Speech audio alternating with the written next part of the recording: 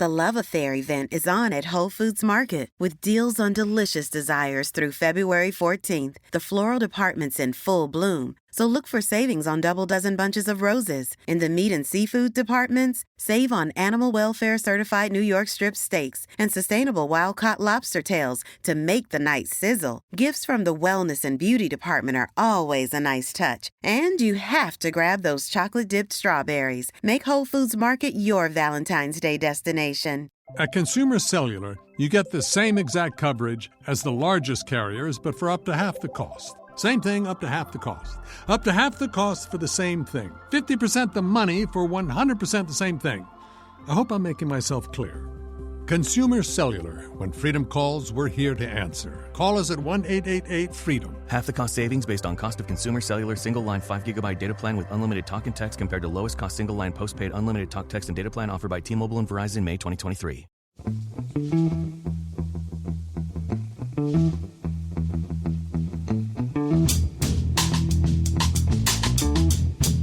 Hello and welcome to The Price of Football, the show that looks at the money behind the beautiful game with me, Kevin Day, and Liverpool University's Kieran Maguire. Kieran, how are you this cloudy Sunday morning?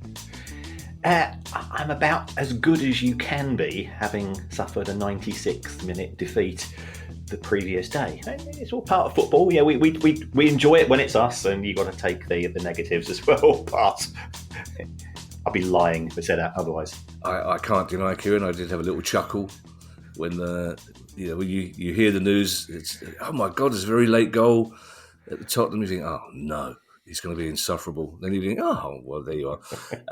But it didn't take long for karma to repay me, Kieran, because you may have noticed a slight air of giddiness in both of us in that we're late starting this morning because we had audio issues. I think it's quite safe to say, Kieran, when we logged in. I think is the word. Tech issues. When I simply couldn't. I can't hear you, Kieran. We restarted twice. We put stuff in different places, and then eventually Ali came downstairs and just said, "Why aren't your headphones plugged in?" And then, so I hadn't noticed that my headphones were adjacent to the laptop, but not actually plugged into the laptop. So even though Ali was behind me, I could hear her eyebrows lifting. And then we had to have a 5-minute delay starting because Kieran was laughing so much. In fact, I've never actually seen a man double over with laughter, Kieran, quite some time. It's questions day, Kieran, so unless you have any questions for me, should we crack on? There is a news story that we will warn people about. We will be discussing on Thursday. We wanted to hold it over in great detail. We've been talking about the multi-club model a lot, Kieran, recently. There was a vote in the Premier League last week, which will have a serial effect on transfers within those multi-club models. But we're going to talk about that on our news pod on Thursday to give it the proper respect that story does. So we've got just questions today. And our first one, Kieran, I'm pleased to say, comes from Nathan Hopwood Curry. Because I have been saying to Guy, I think it's about time we had a little bit of class on this show. Some of the questions we've been getting, frankly, are from, I can only describe as proletariat names. Yeah, I mean, at least I can pronounce them, but I like to think that Nathan Hopwood Curry looks like a young Roger Moore. That's my guess. It looks like a young Roger Moore. And also, it's clearly quite a globetrotter. I think this is the first time we've discussed football in this country, Kieran, but Nathan Hopwood Curry says, my parents have lived in Chile for over a decade now, and I can only apologise that the word Chile in a South London accent doesn't get quite the deference and pronunciation. I know it's a beautiful country by all accounts, and I'm sure it's Chile, but unfortunately in our accent, Kieran, it's Chile. But Nathan Hopwood Curry's parents have lived in Chile for over a decade now. And like many other South American countries, football is a huge part of the culture and day-to-day life. Nathan says, I was wondering how the finances behind Chilean football compared to that of the Premier League.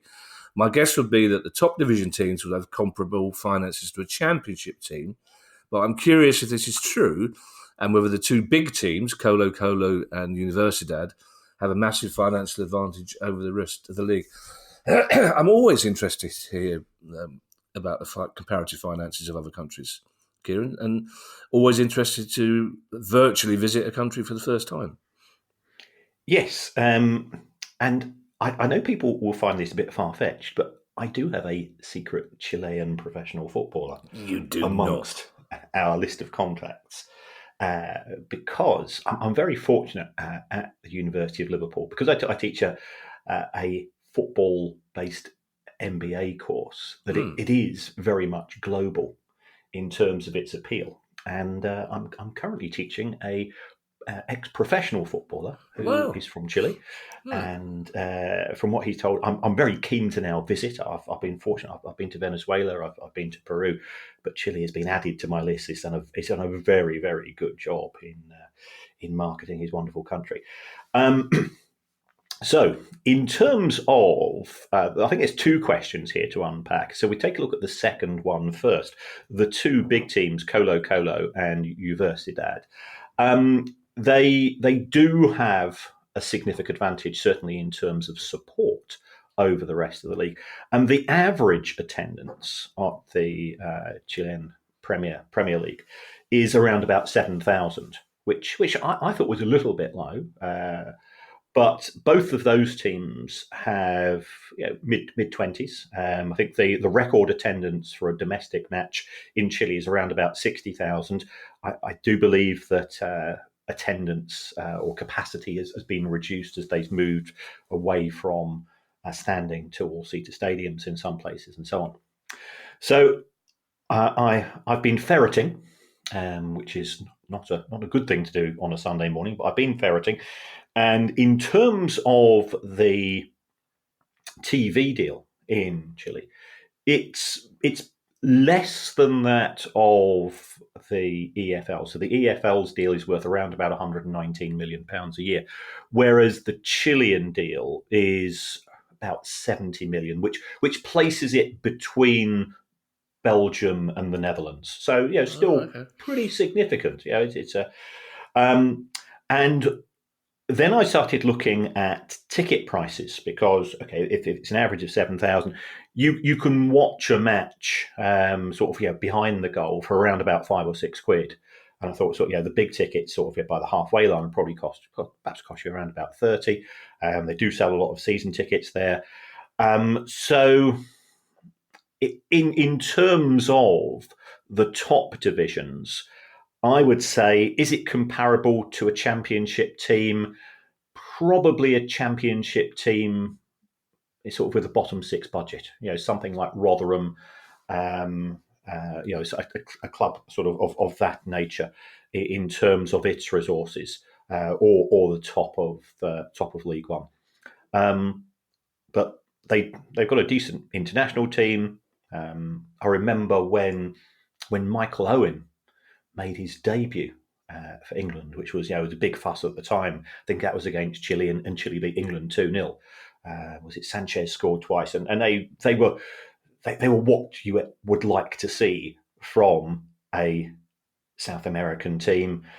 Lots of flair, and also the "they shall not pass" attitude when necessary. So top muscular defending, but up front absolutely brilliant to watch. So that's where they are. Do they have do Colo Colo and Universidad have an advantage over the rest of the league? Some clubs are only averaging attendances of a couple of thousand, and they've got two divisions of 18 teams. So there is promotion and relegation there as well. So it's intriguing. I think if any of our listeners have been there and have watched the match, I'd love them to report back. But I've not told the Baroness this, but I think it's been added to my list of places I'm going to have to visit.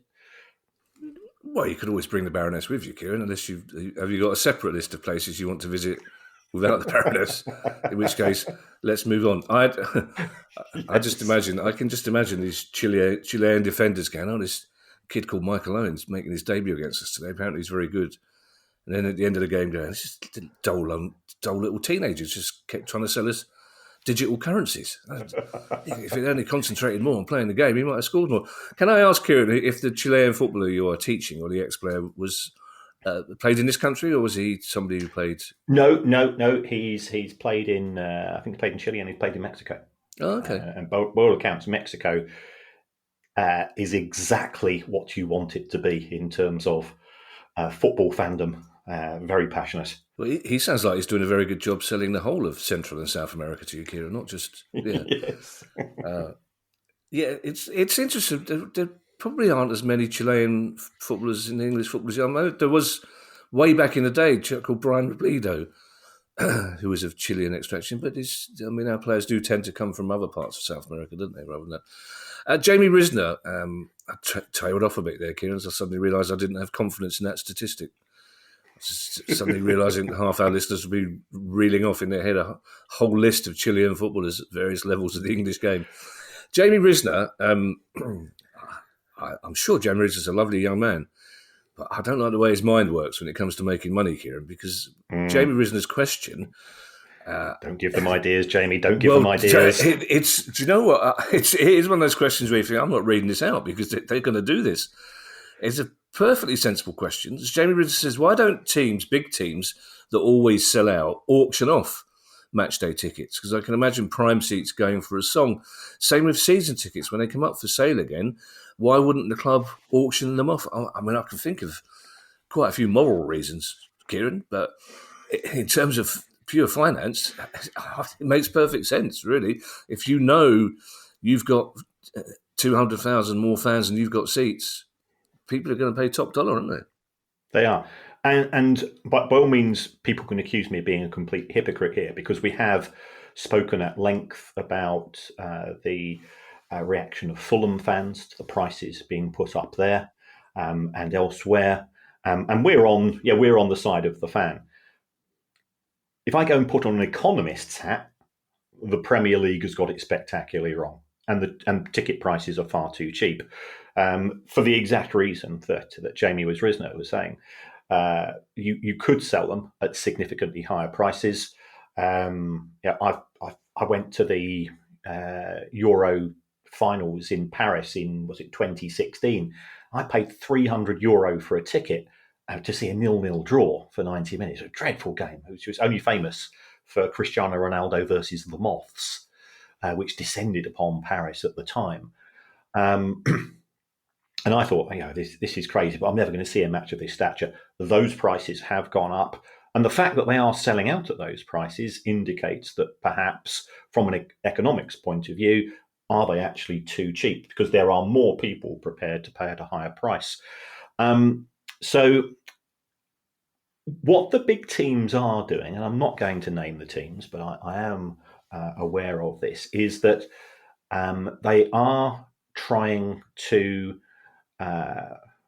readdress the issue of season tickets. So I'm aware of one team that now sells around about 4,000 or 5,000 less season tickets. Or that should be fewer. Don't be corrected here by Gary Lineker. But it sells 4,000 to 5,000 fewer tickets than 4 or 5 years ago, and that's because at the end of the season, most fans try to renew, but sadly, some fans are no longer with us. They have passed on. Some fans have moved out of the area. Some fans can't afford it for financial reasons. And what those clubs are doing is one of two things. A, they're converting them into day tickets, because you can sell a day ticket at a higher price. I paid £28 to watch Brighton with my season ticket, and that includes the travel to and from a game. So, it's probably about £24 a game for the actual ticket itself. But you can sell those tickets, especially if it's against for want of a better phrase, a bigger team. You can sell that ticket for 40, 50 quid, and they can make more money. Also, the day tickets, you're more likely to go to the mega store, so therefore merchandise sales, more souvenir program, all of that thing tends to be increased. The other thing that I'm seeing some of these big teams doing, and perhaps we might discuss this at more length on the Thursday show, is if for whatever reason you're unable to attend some home matches, they're saying, we're going to take your season ticket away. And you could have been you can be a supporter 30 or 40 years, well, they don't care, and then what they are doing is they're not going to reissue those as season tickets, but they're going to offer them as part of a hospitality package. So you still get to go and sit in the regular seats, but instead of the fan paying 30, 35 quid to watch a Big Six team or whatever it's going to be, Instead, they will sell a pair of tickets and they'll charge 120, 150 quid. But in addition to that, you get sent off to a local leisure centre for a sit-down meal, and there'll be a couple of club legends, and you get a chance to have a selfie, and somebody walks around, and you get a match day experience. Now, I'm not going to criticise the people that buy those tickets, because it could be that they've not had an opportunity to watch that particular team, and they get a chance to have a photograph taken with a former player who has an attachment clearly to the club. But the club makes an awful lot of money out of these. So we are seeing an increase in match day revenues as some clubs, and let's be honest, we know that some clubs can sell out 2 or 3 times over. And our club, if Brighton are at home to Burnley on a Monday night, if we manage to sell out, we've done well. And it's the same for Palace. And we know where we are in the pecking order. But the clubs are becoming more savvy. My fear is that they will try and come up with some form of auctioning. Now, under present legislation, it's not possible for clubs to put those tickets on a secondary market. So they can't go and sell them via GoGo or StubHub or these organisations. And that's partly due to the legislation which exists. But that's my fear of the way things are going. And we're not here to plug our mates on the price of music. But if you take a look at the way that concert tickets for gigs are organised, I'm fully aware of some of the underhand activities that take place. So you've got a prime band taking place at Wembley or somewhere, and what will happen? The capacity will be 70,000 in terms of tickets available to be sold for the gig, and mysteriously 10,000 of and the tickets are priced expensively anyway. 10,000 of those tickets somehow end up in the hands of the promoter, who then sells them on via GoGo and StubHub at extortionate prices and makes even more money. There's all types of underhand things that take place in theatre tickets for the prime shows, for music shows, and so on, and potentially other sporting events.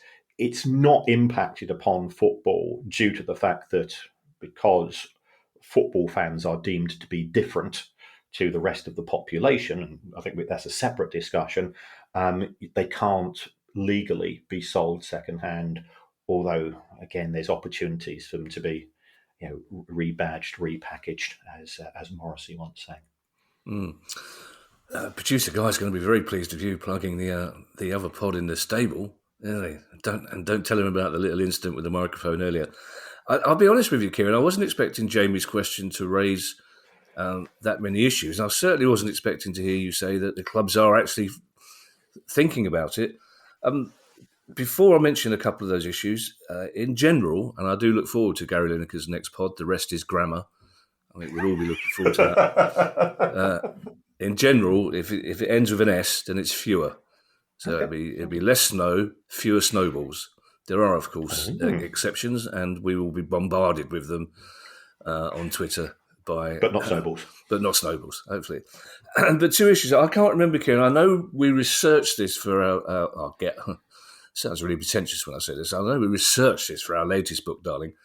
But I can't recall whether there are regulations that stipulate whether clubs have to have a minimum amount of season tickets, or they can sell as many day tickets as they want. And secondly, I wonder whether the broadcasters wouldn't be too happy if all the tickets in a big stadium, went to the richest people, because that will inevitably have an impact on the atmosphere for the broadcast games, or would they really not be bothered as long as the stadium's full? They don't care. In terms of that latter issue, even if they have been sold to the highest bidder, I suspect those highest bidders will still make noise. I was fortunate enough to be in some pretty prime seats at White Hart Lane yesterday, and I was surrounded by people who I was fortunate. I ended up in hospitality for reasons which are too complex to go into, but there were fans who clearly had paid an awful lot of money to be on the halfway line, just behind the manager. When Spurs scored that second goal in injury time, they made a lot of noise. And I think that would be the case. For some people, they can be a diehard fan of that club for 10, 20, 30 years, whatever it is. And this could be their first opportunity that they've seen the club for 5 years. So they are going to make a lot of noise. So I don't see that as being an issue. In terms of the first question, as far as I'm aware, there is no de minimis in terms of season tickets being sold. But if you take a look at it from the perspective of the club, and again, I think we need to separate. We know that some clubs are in a different stratosphere financially to others. If I'm supporting a club in the Championship or League One, or even the bottom half of the Premier League, as a fan, what am I doing in March or April? I'm committing myself to 19 or 23 afternoons, mornings, evenings, whatever it's going to be, of watching the club next season, regardless of form, regardless of success, and so on. And secondly, I'm giving the club money in March or April, because football clubs don't have any cash coming in June or July because they're not playing matches. Yeah. So historically, part of the reason for the rise of the season ticket, as well as the fact that it gave you that ability to sit or stand normally in the same place with the same mates, which is part of football for me. Seeing Joe, and having that as a family, that to me is part of football. But from the club's point of view, it's getting that money up front, which means that the club can pay the wages in June and July. Now, that's a historic anomaly before the time that broadcast money was significant. Because if you go back to the 80s, the amount of money that was coming in from TV was probably worth about 4 or 5% of the total. So fan income, especially season ticket fan income, was absolutely critical. And it does de-risk things from the club's point of view. If you're a club in the third tier of the league, and it's February, you're 14th, you're playing the team that's 18th, you're not going to get many walk-up fans anyway. So at least you're going to have bodies in the ground. God, I bought the season ticket. Why on earth to do that? I'm never going to do that again. Of course, you go and renew, because that's what we do as football fans. So there are some historical issues, but I don't think that there's any limit in terms of the number of season tickets. There are rules and regulations in respect of away fans and the number of tickets that get sold to them, to allow them to attend, but not season tickets themselves. So it's always been, and it's one of these issues. I've said to you on a few occasions, Liverpool only, and Liverpool's capacity was increased at Anfield yesterday to 59,000. Well, I think Liverpool will now drop to below 50% of fans having season tickets. The club does have a membership scheme which costs you each year, doesn't guarantee you a ticket, and I think tickets go on sale twice a year for league matches, and by all accounts, the online system is absolutely snowed under. So that's the position from the point of view of Liverpool. Some other clubs, I think West Ham, for example, they have 47,000 season tickets because they come from a different fan base. It is that part of London, that part of Essex tend to form the main element of the fan base, and therefore they tend to have more a greater degree of fans who want to partake via the season ticket route. It always worries me, Kieran, when you tell me you end up in hospitality, because I can't help thinking it's wasted on you. I know the reasons I don't get invited anymore. It's like, Mr. Day, please, it's 3:00 in the morning. We're trying to lock up here. If you could go. We've only got red wine left. Oh, can I take one with me?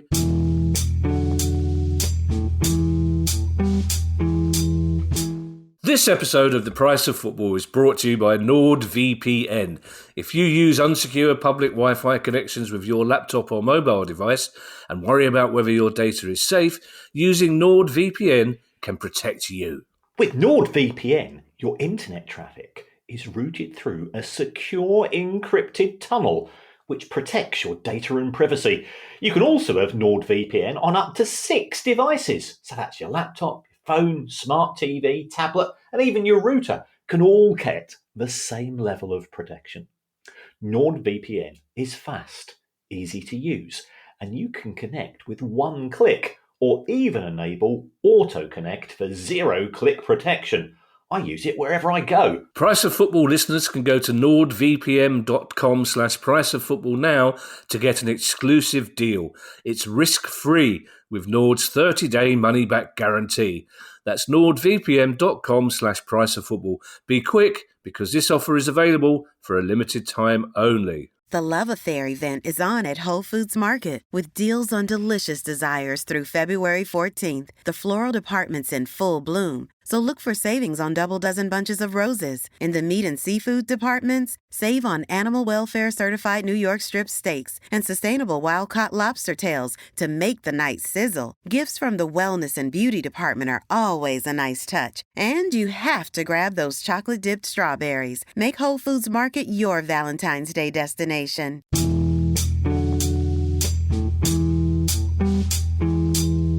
Neil Kimpton has our next question. And Neil, we love you. We love you, Neil.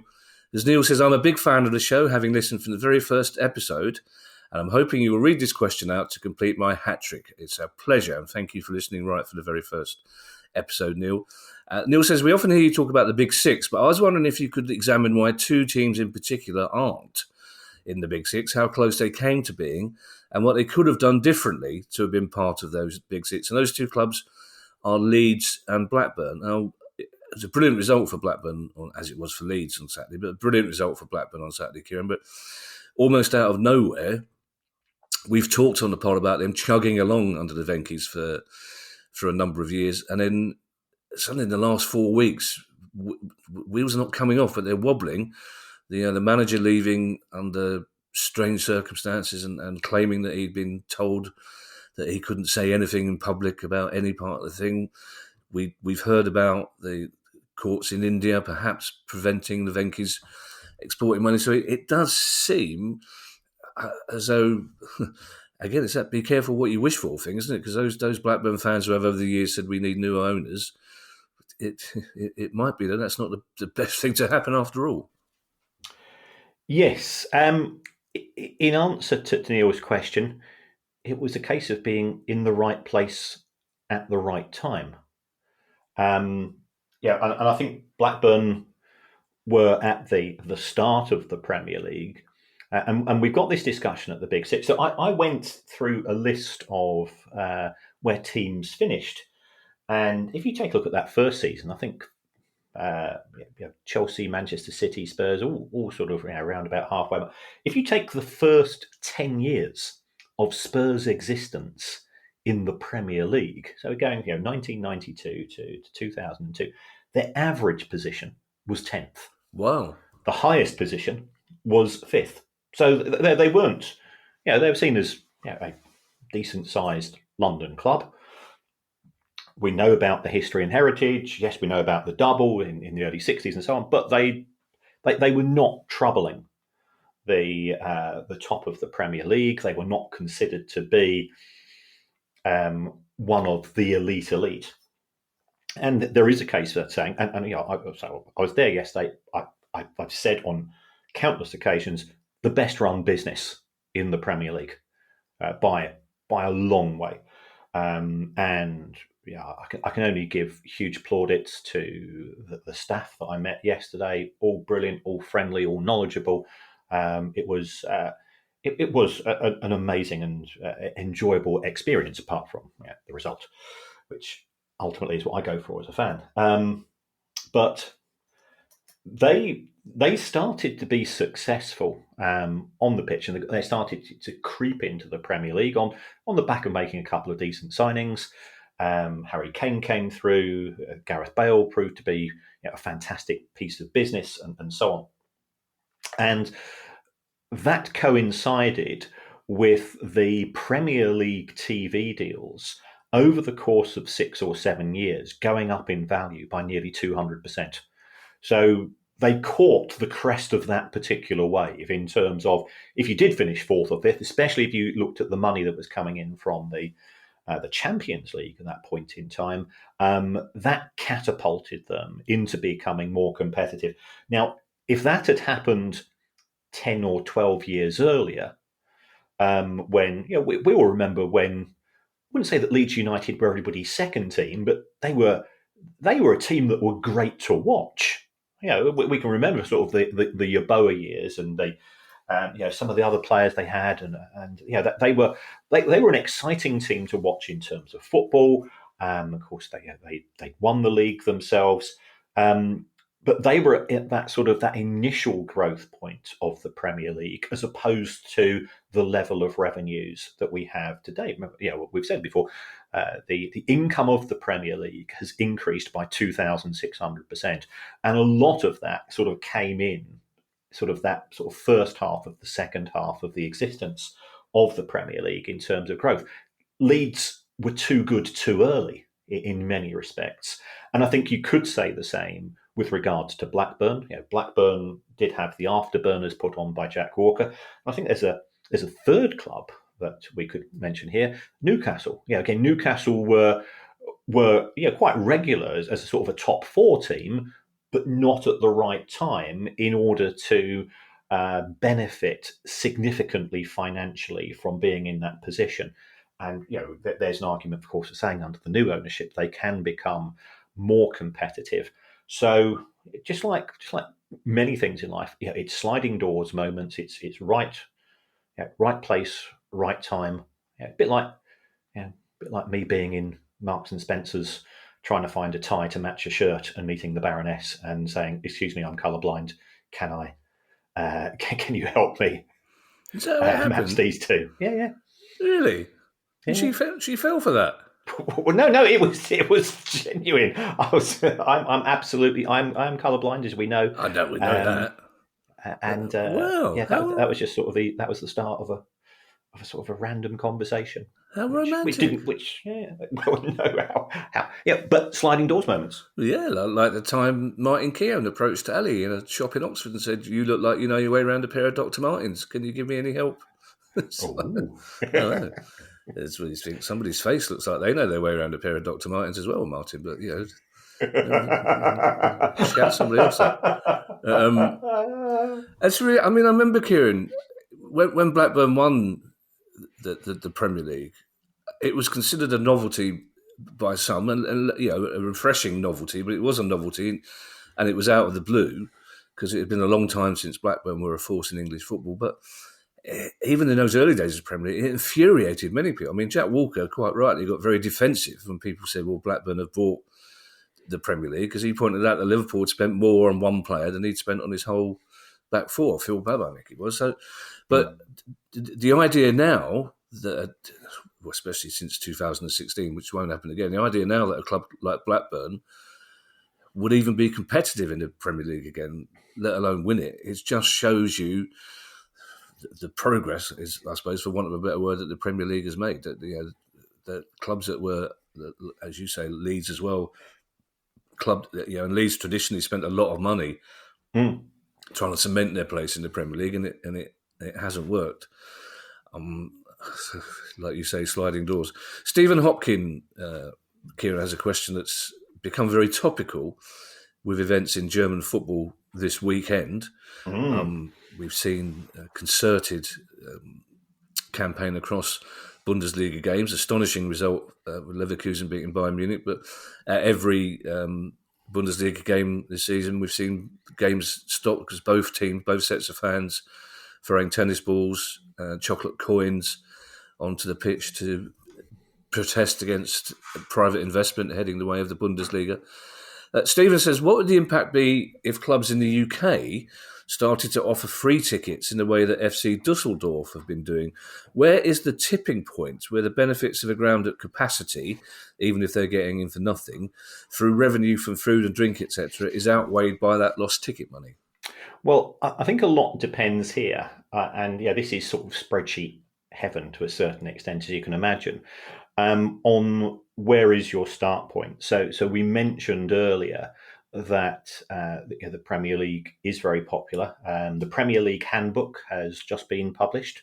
If anybody wants to download it, you can get it for free from the Premier League website. It has been read cover to cover by at least one person, I can say. Probably at most one person, I suspect, as well. I skimmed it. I checked whether my name was in the index, and when it wasn't, I put it back again.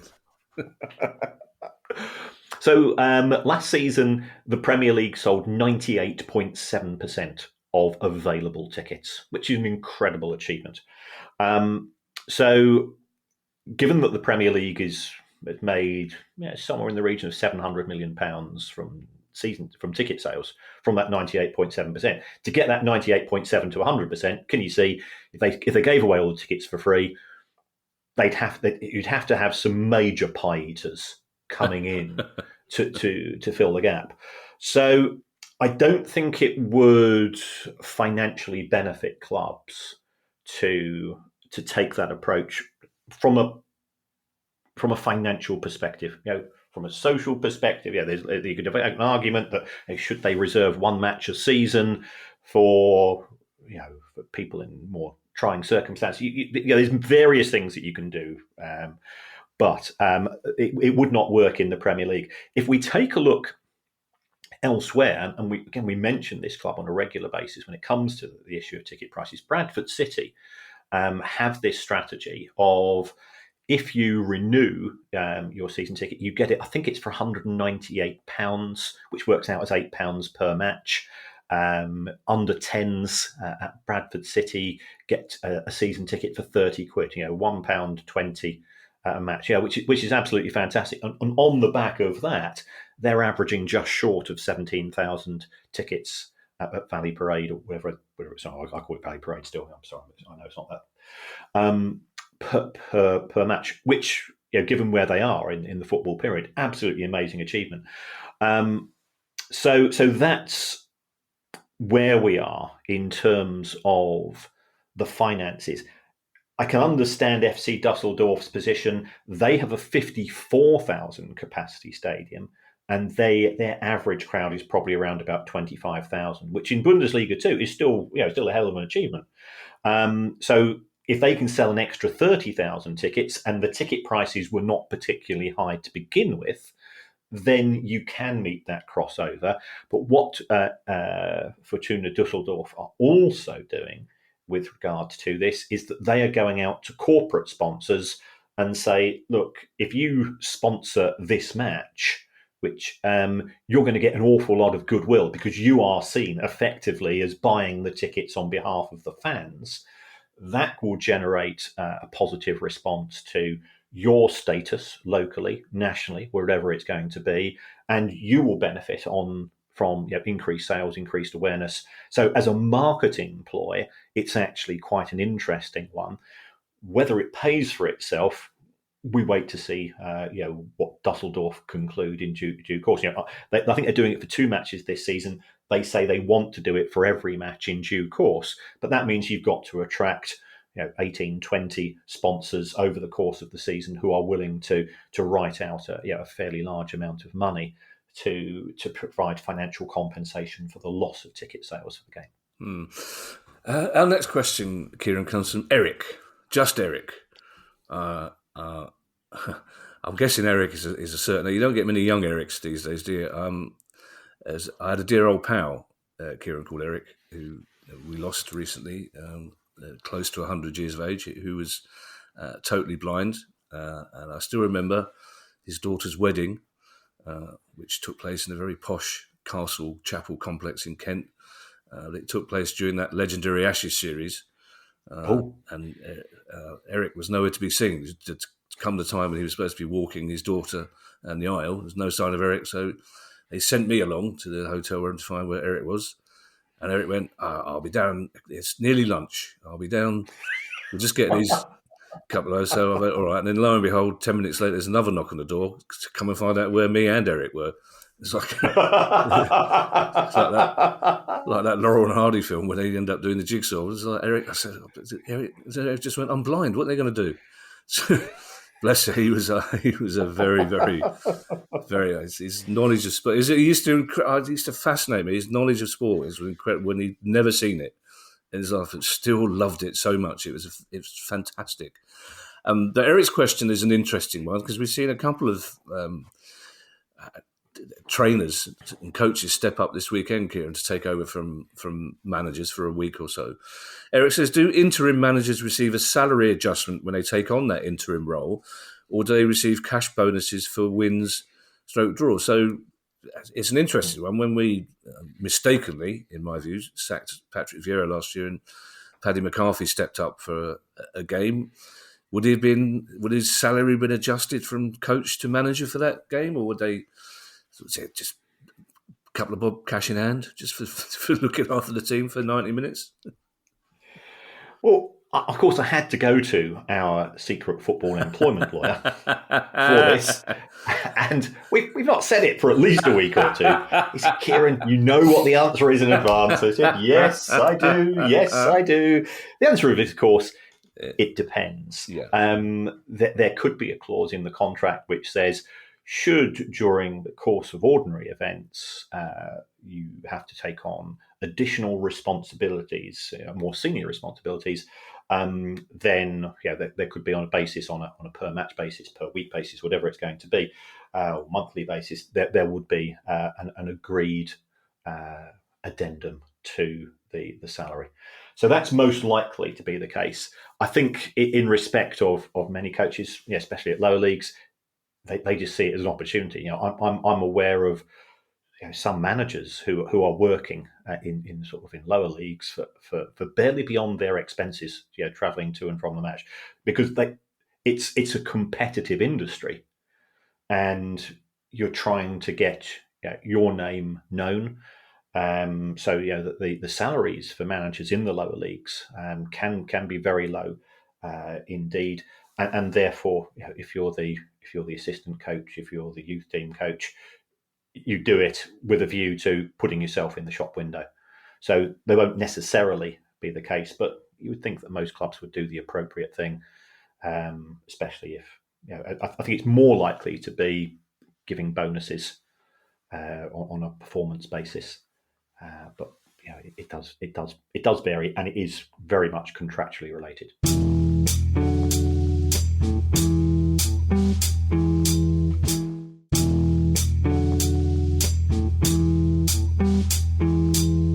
Ridian Roderick has our next question, and Ridian says, last year my team Swansea City converted £6 million of loan notes into equity. What does that sort of deal mean in terms of club sustainability and competitiveness in the transfer market? Was this just an injection of cash by the owners, or did they purchase additional shares in the club? It is quite a technical question, this, from Ridian. In terms of, let's unpack the questions. If you convert a loan note into equity, what you are effectively saying is it's normally a case of one of the directors or one of the owners of the club has said, I'm going to lend you money. Now, the nature of a loan is that you've got that is going to have to be repaid at some point. But if we take a look at many clubs, Roman Abramovich lent Chelsea £1.5 billion. Roman Abramovich always knew that Chelsea would never be in a position to be able to repay that money.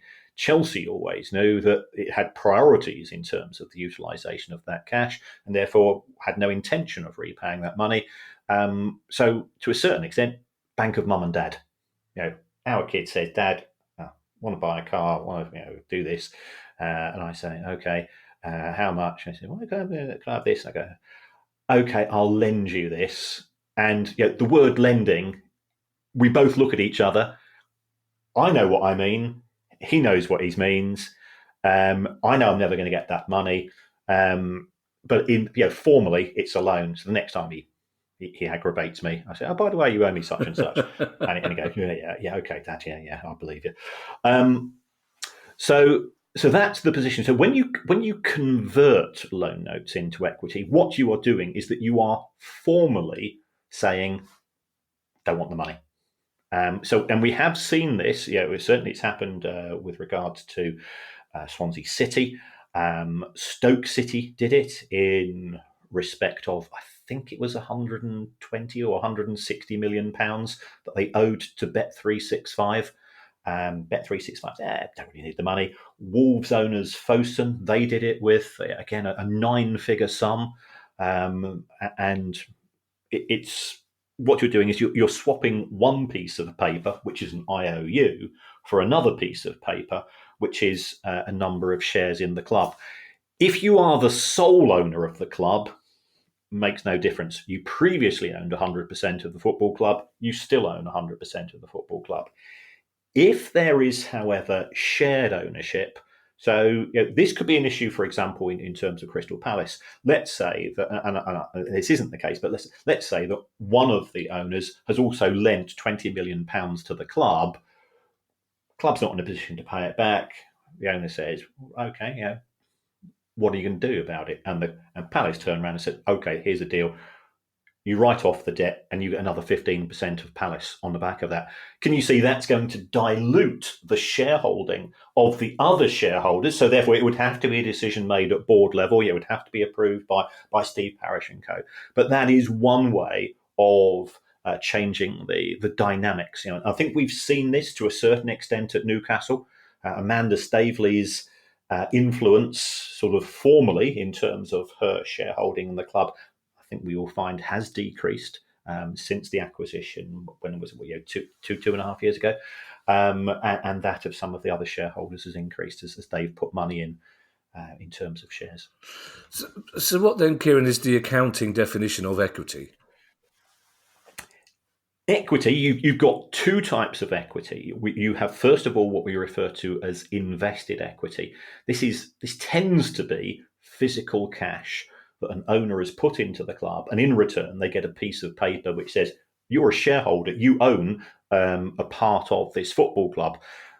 What benefits does that give to you? Well, it gives you two benefits. First of all, and this has only ever been the case in respect to Manchester United, if the club makes a profit, then you can get a share of that profit in what we refer to as dividends. So it's a bit like interest on a loan in that regard, but 99% of football, that's not the case.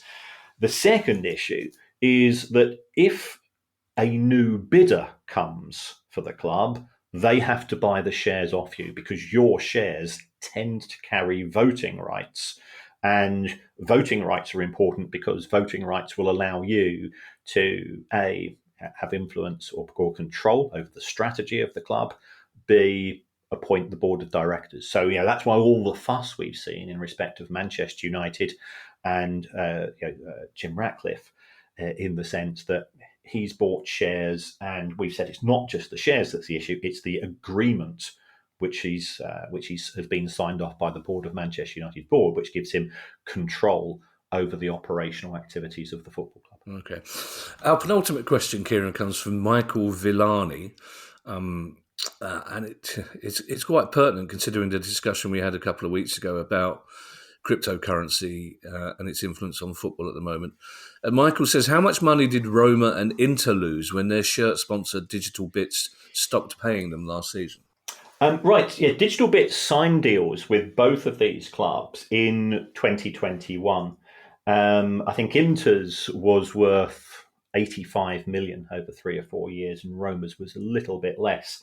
But as we saw, Digitalbits failed to pay, or perhaps they did offer to pay, but they offered to pay in cryptocurrency, and Interim Roma probably turned around and says, "No, I think that we'll pass on that. We can't pay the local bakery for the dough balls. We can't pay the players their salaries in digital currencies, but they all want euro." So the actual cost, from what I can glean, it cost Roma somewhere in the region of 10 million euro, and Inter 24 million. Digitalbits, they just kept faffing them off, and say, "Oh yeah, we'll get round to it. Sorry, bit of a cash flow issue," and so on. And I know that Inter ended up with nothing on the front of their shirt. They didn't manage to sign a deal for the rest of the season. And Roma, I think Roma applied to have SPQR. The famous, when the Roman Empire was it SQPR? Senatus Populusque Romana, yeah. Brilliant. So they applied to have that on the front of their shirts, which would have been absolutely brilliant. I would have felt sort of obliged to buy a shirt on that basis. I think they missed out on one there. Our last question, Kieran, comes from Nick Brace. and it's germane to your experience at Tottenham on Saturday, but it's also one of those questions I really like, because it's one of those questions you think, why on earth have we not discussed this before? Because it's such... It should be one of the first questions you ask. So thank you for that, Nick. It's a great question. Nick says, with football stadia bringing in huge amounts of tourism and trade to an area on match days and event days, who bears the cost of clean-up for the surrounding areas? As undoubtedly there must be huge amounts of waste generated and a huge cleaning operation would be needed. Is this cost charged to the club, or do the local councils bear the cost? It's a great question, Kieran, isn't it? It is. We're not being arrogant here. We know we are listened to in quite a few clubs. Yeah. It would be great if somebody who is a match operations officer drops us a line and comes on the show, because it's this is speculation on my behalf, but I think it would be fascinating to know sort of what it is like on match day. I can imagine, you get up probably about 5 a.m. and you don't go to sleep till about midnight, because football is so much more than the 90 minutes, especially for those clubs with big stadia and so on. The football club is responsible for the football ground and the area in which it occupies, in terms of the real estate.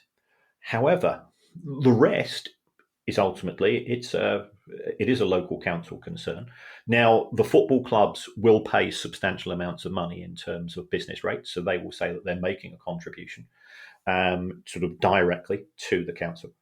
It could be that there are special relations on match day, and that comes down to relationships as much as anything else.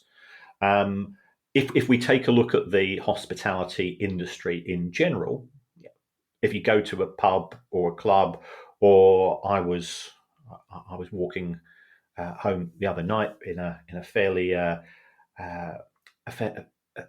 fairly entertaining part of Liverpool. I'm up in Liverpool Monday through Thursday, where all the restaurants are, lots of bars and so on. And as we know, I don't drink alcohol. There was detritus, of course, of various shapes and forms, and the council cleans that up every night. Now, the council will say, well, we do get money from those businesses in terms of business rates. They generate tourism income. They generate ancillary benefits for the city in terms of the taxi trade, the hotel trade, and so on. So we look at the bigger picture. So I think the same would apply to the football club. I know when Brighton were playing with Dean, as part of the license that the council gave for the club to play in what was an athletics track with the away end in a different postcode, because it was behind the Hammernet or something daft, and then it was also the 400-meter track. So it was a long way away. That the club had to agree to clear up the mess in a surrounding area. And this is probably the most Brighton thing you could do. So therefore, we as fans, we set up litter patrols at the end of every match and went around cleaning it up, because the alternative was having to go back to Gillingham, and it was seen as the price you pay for being a football fan. And to be fair, most fans bought into it in the sense that we were all aware that we were under scrutiny from the NIMBYs, and therefore football fans are actually quite good at self-policing. Oh, yes. We've seen that across a broader range of issues. And even the away fans, you normally liaise on their message board beforehand. Most fans are, they understand that they don't want to go through similar circumstances. So it wasn't a terrible issue, but that's the type of thing that we're dealing with. Well, you say it's not a terrible issue, Kieran, but I'm on bound to say that getting quinoa off a pavement is a bugger. I mean, after chewing gum, once you get a bit of quinoa stuck on that pavement, I remember when we went to Union Berlin a couple of seasons back, we were really, really impressed, because there's a short suburban train journey out there on which many German versions of me and my mates just got through an incredible amount of bottled beer, huge amount of bottled beer. But at the end, Berlin fans, there are huge bottle bins provided.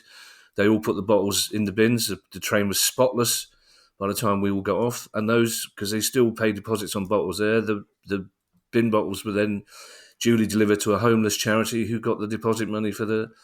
It's like, as you say, football fans are self-policing. It's also interesting, Ken. I remember a long time ago, there was a group of local residents near Selhurst Park who, just back in the 80s, who claimed, probably rightly at the time in the bad old days, that being close to a football ground was lowering the price of their property. And Ron Nodes at the time pointed out that the football ground was there long before they had bought or acquired their property. But now I think a lot of football clubs would argue that having a house close to a football ground is probably increasing the price of your property, especially on match days. Just Airbnb it, you're going to get a lot of people coming in, aren't you? That's right. And what we're also seeing, especially as you say, some of the more senior clubs, is that fans are taking advantage of apps like Just Park, where you effectively you rent out your drive for the match. And I've even seen some fans, and I've seen this at rugby as well near Twickenham, where they will do a little bit of selling sausages and burgers and so on from their front garden, or they'll hire it out to a merch seller who's not been able to get a license from the council for doing it on the street. So I think the ingenuity of football fans can be really positive, and I'd probably quite like to live near a ground. I mean, I in my second year at university, I was quite close to Old Trafford, and it was great. I could pop out and be there in 5 minutes. And of course, you didn't have to go and buy tickets in advance those days. You just rock up. Yeah, see, I think arguably that's the change I miss most in football, is the fact that you couldn't, if Palace are away or not playing, you couldn't suddenly decide anymore on the morning, right, I'll just queue up and get in at Tottenham or whatever. It's just, I suppose it's for the best anyway. Thank you to that question, Nick. Thank you for all our questions today. They're very good. And thank you to everyone who's donated to the pod via our Patreon page. If you'd like to make a small monthly contribution to the pod as well, that'd be very kind of you. And it'll get you access to our chat community and our regular quizzes. And you can do that by going to patreon.com/priceoffootball. If you'd like a question answered on the show, you can email us at questions@priceoffootball.com. And you can go to that same website to buy what I'm going to grandly call merch, which I believe is 2 T-shirts, a mug, and a couple of rare unsigned books. We'll be back on Thursday with our weekly news pod, which will include an in-depth discussion of that Premier League vote last week. In the meantime, I shall hand you over to Mr. Kieran Maguire for his customary farewell. Well, thanks for everybody that's been in contact in the past few days. It does keep us on our toes, but it's great to engage with people and to also give us some idea for some other stories, which I think we might again apply as far as Thursday is concerned. You can support the show if you don't want to listen to the adverts. Go to Patreon. There's an ad-free couple of options there. There's another way you can support the show. That's to give us a review. It does make a difference in terms of the charts and the algorithms and the credibility. And we're trying to get some guests in. And it doesn't matter what you say. And Kevin mentioned his friend Eric. So I feel duty-bound. You say you could even have the show presented by Eric Idle and Eric Morecambe. And I'm a fan of both of those. Oh, wouldn't that be lovely? Oh, cozy glow of sentimental nostalgia now. The two Erics, that'd be great. Let's do. If you can get an avatar of ABBA, surely we can get one of Morecambe and Wise, can't we? Can't be beyond the realms of science to get. I'd go and sit in Hyde Park and watch 2 holograms of Eric and Ernie. I've got 2 mates who look just like Eric and Ernie. We'll get them to do it. They'll make a fortune. Pretend they're avatars. Bye, everybody. Bye. The price of football.